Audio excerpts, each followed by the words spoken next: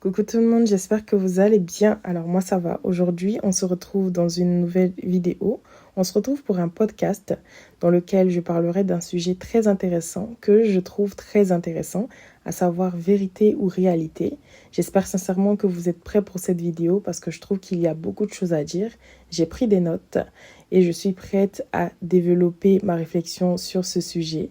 Prenez vos popcorn, prenez vos jus de fruits, prenez tout ce dont vous avez besoin. Installez-vous bien, raisonnez avec moi. C'est parti pour la vidéo. Et si ce que je crois vrai ne l'était pas vraiment? Et si la réalité n'était pas ce qu'on pense qu'elle est? Aujourd'hui, on va parler d'un truc que tout le monde vit, sans même s'en rendre compte. La différence entre ce qu'on croit être vrai et ce qui est réellement vrai. Parce que souvent, ce qui est vrai pour moi n'est pas vrai pour toi. Oui. Est-ce que ça veut dire que la réalité est différente pour chacun? Ou est-ce qu'il y a une réalité absolue indépendante de ce qu'on ressent, de ce qu'on pense, de ce qu'on croit? C'est ce qu'on va explorer ensemble aujourd'hui. Bienvenue dans cet épisode où on va déconstruire un peu ce qu'on appelle la vérité. Prépare-toi, très cher, à remettre en question ce que tu crois savoir. Avant d'aller plus loin, il faut qu'on pose les bases, qu'on définisse les termes de cette vidéo, les principaux. Alors, la vérité. Dans notre quotidien, c'est souvent ce qu'on croit sincèrement. C'est personnel, c'est subjectif. Par exemple, si je te dis je suis nul en sport, c'est une vérité. Pour moi, ça vient de mes expériences, de mon ressenti, de mes croyances. Alors que la réalité, elle, c'est ce qui est là. Que je le veuille ou non, que je l'accepte ou pas. En fait, la réalité ne dépend pas de mon avis. Par exemple, le soleil, il existe. Peu importe si quelqu'un y croit ou pas, il est là. Mais alors, qu'est-ce qui se passe quand nos vérités ne collent pas avec la réalité? Qu'est-ce qui se passe réellement? Là, on rentre dans le vif du sujet où on parle de vérité subjective et réalité objective.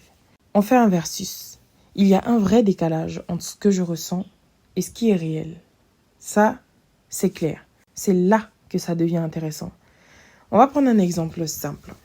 Tu rentres dans une pièce et tu sens que les gens te regardent bizarrement. Tu te dis direct: oh, ils me jugent. C'est ta vérité à ce moment-là. Mais qu'est-ce que c'est la réalité dans ce contexte? Alors, peut-être qu'ils pensaient à autre chose, les gens, par exemple. Peut-être qu'ils n'ont même pas fait attention à toi. Mais il faut savoir que certaines pensées, certaines croyances viennent de nos vérités personnelles. C'est-à-dire que viennent de nos vérités et de nos expériences personnelles. C'est peut-être une personne qui a déjà fait face à ce genre d'individu qui, lorsqu'elle est entrée dans une salle, ont commencé à la fixer, à la critiquer ou juste à ragoter. Cette personne-là est influencée par son vécu. Tu es influencé par ton vécu. Nos vérités personnelles sont influencées par notre vécu, nos blessures, nos émotions, nos peurs. Alors sa vérité devient peut-être sa réalité, son vécu. Alors, mais la réalité objective, elle ne change pas. Elle existe en dehors de nous. Ce que je trouve intéressant, important ou même juste peut ne pas l'être pour quelqu'un d'autre. Et c'est là que les conflits, les malentendus, les incompréhensions naissent. Alors, je vais vous raconter une anecdote que j'ai vécue personnellement. C'est une petite expérience, c'est un moment dans lequel je me suis rendu compte que ma perception était complètement faussée, alors que j'étais persuadée d'avoir raison. Alors, j'étais en pleine discussion avec un ami de lycée un jour. Il faut savoir qu'à une certaine période dans mes années lycée, j'avais commencé à faire le journal de l'école. À ce moment-là, il est venu vers moi, il m'a dit: bah écoute, j'ai pas de journal, je peux pas lire, comment ça se passe, est-ce qu'il ne t'en reste pas? À cette époque-là, je lui ai dit: ah bah si, il m'en reste un, je pourrais te le passer, il n'y a pas de souci. Et je me souviens avoir passé qu'un seul journal. Et il me disait: non, mais ce jour-là, tu m'en as passé deux parce que j'étais avec un autre ami et heureusement pour nous, il t'en restait deux et tu nous les as passés. Et moi, dans ma tête, j'étais persuadée, j'avais cette vérité-là de leur avoir donné un seul journal. En l'occurrence, de l'avoir passé à mon ami. Il m'a dit: non, tu nous as passé les deux journaux. J'étais avec un ami. En fait, dans ma tête, c'était: ah ouais, je me souviens plus de ce moment-là. J'étais dans ma vérité et lui, il était dans la réalité. En réalité, c'est ce qui s'est passé. Après, on a eu la confirmation de cette discussion parce qu'on est resté en contact avec l'autre ami en question qui, lui, a confirmé que je leur avais passé deux journaux. Juste pour vous dire que j'étais dans ma vérité, mais ce n'était pas la réalité. Et c'est là que notre sujet prend vraiment forme. Si on veut aller plus loin avec ça, on peut se demander comment nos vérités se construisent. On les construit au fil du temps. Voilà, ça c'est clair. À travers notre éducation, ce qu'on a vu, ce qu'on a entendu, à travers la culture dans laquelle on a grandi, et bien sûr nos expériences personnelles. C'est très important. Et tout ça, ça crée un filtre, un prisme, à travers lequel on voit le monde. Et ce prisme, parfois, il déforme la réalité, comme un miroir un peu tordu. Voilà, je peux donner un exemple par rapport à ça. Quelqu'un qui a été trahi une fois peut croire que tout le monde finit par le trahir.